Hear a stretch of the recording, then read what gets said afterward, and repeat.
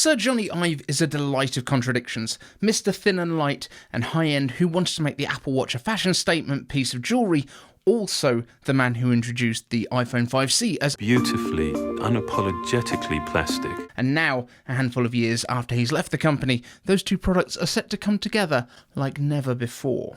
And I'm going to controversially come out and say right now, I love it, bring on the plastic Apple Watch. Plastic is great in the right context, and think about the playful past of Apple, think about the iconic iMac G3, that colourful beast. That was fun. Think different. That iMac was also pretty much the most iconic design that Ive ever did himself, and inspired years of copycat designs at the time. Plus, we've seen Apple throw back to older designs in recent years. The colourful iMac M1 had an advert introducing it basically to look like the G3's version. There's also a very strong sense of the G4 PowerBooks in Apple's current MacBook lineup too. Gone is the sharp blade shape of the old MacBook Air, and now the Air and the MacBook Pro inherit the radiused bottom edge of the PowerBooks of old. And honestly, that PowerBook G4, take off the optical drive bay, and I'd say that for something 20-ish years old, that design has matured quite nicely. But elegance and utility have been the theme of most of the recent designs, so yes, let's go back and have some fun, let's have some colour back. The Apple Watch SE is currently made from aluminium, and it's not exactly small. In fact, we're hearing about massive increases in display size for the Series 10 and later this year, if not much else, design-wise. So if we're going to go to a plastic, or as Apple may say, a polycarbonate or a nylon enclosure for the next Apple Watch SE, who is it going to be targeted towards? My guess would be the kids, maybe the elderly, maybe teens and tweens, and maybe people that haven't already subscribed to my channel. So if you're one of them, make sure you ring that bell now. And if a big chunk of the market would be younger people or much older people, all of the above being those unlikely to be purchasing this for themselves, price might be quite a big factor here. Buying one for an elderly parent so that you have peace of mind with things like the fall alerts, that sounds like a great idea. Buying one for your kids who maybe don't have a phone, also great, because then you know where they are. Plus, you can set up an Apple Watch without needing to have it paired to an iPhone now, but only if it's a cellular one, and I wonder if Apple will make the move, like with the Ultra, going forward to include cellular radios in all Apple Watches from now on. I know it's always been a premium, but Apple has historically used third-party modems from Qualcomm or Broadcom in their devices, but years ago Apple bought Intel's modem business and has so far not released any devices using it. Enter the Apple Watch. I have a feeling that this could be the perfect place for Apple to make a debut for their own cellular modems, because in the Apple Watch there's very little demand or pressure on it for bandwidth or speed. We're not streaming video to our watches, and no, they shouldn't have cameras or FaceTime. At worst, a bit of streaming music to your AirPods, maybe from Apple Music in the cloud. You know, when you're running or at the gym. So there's little pressure for those modems to be the fastest ever. But with Apple using their own IP, they could potentially put that capability within the system on a package, all on the same die as the CPU, which also probably means it would be on the same production node as the A18 chip and M4, the N3E. Now that would be super efficient too, and eliminate an external component that they have to buy from someone else for Apple. Sounds good to me. In terms of the design,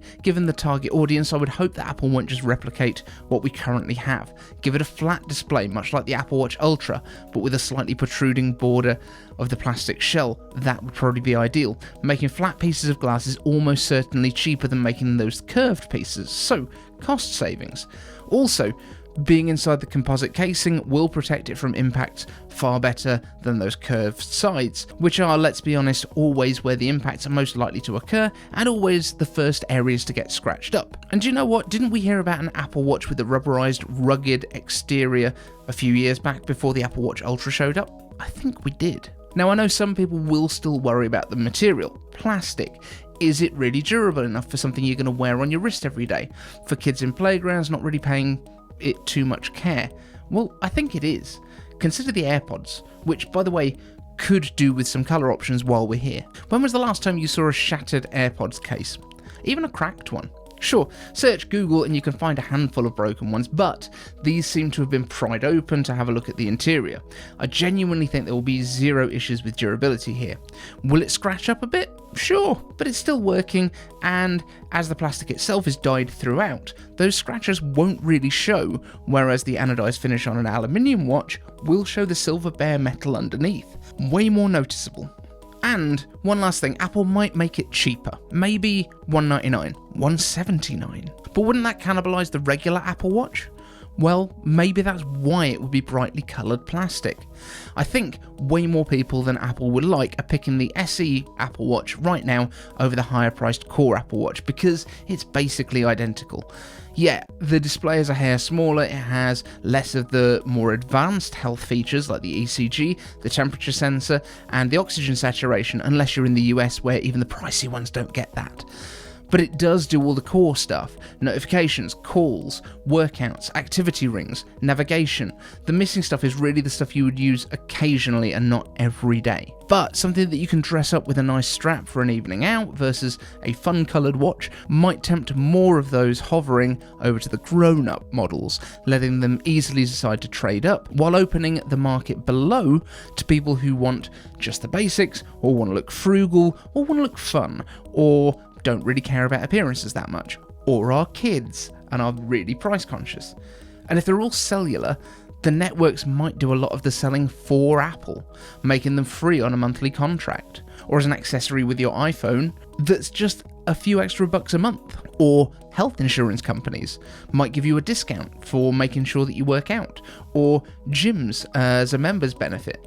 The options open up massively if there's another revenue source. So I think a much cheaper version of the Apple Watch that is decidedly less premium and intentionally less premium might actually make more people trade up to a better Apple Watch and increase Apple's revenues, whilst also opening up a whole new market for them. But what do you think? Would you go for an all-plastic Apple Watch SE? Let me know down in the comments. Would you buy one that is unapologetically plastic? Thank you to our Patreons, including our newest member, Marcin Kowalczyk. Thank you for joining. If you want to join the Patreons, iCaveDave.com/Patreon. Thank you for being here, and I'll see you in the next one. Want the latest Apple news, leaks, and rumours? Subscribe and ring the bell.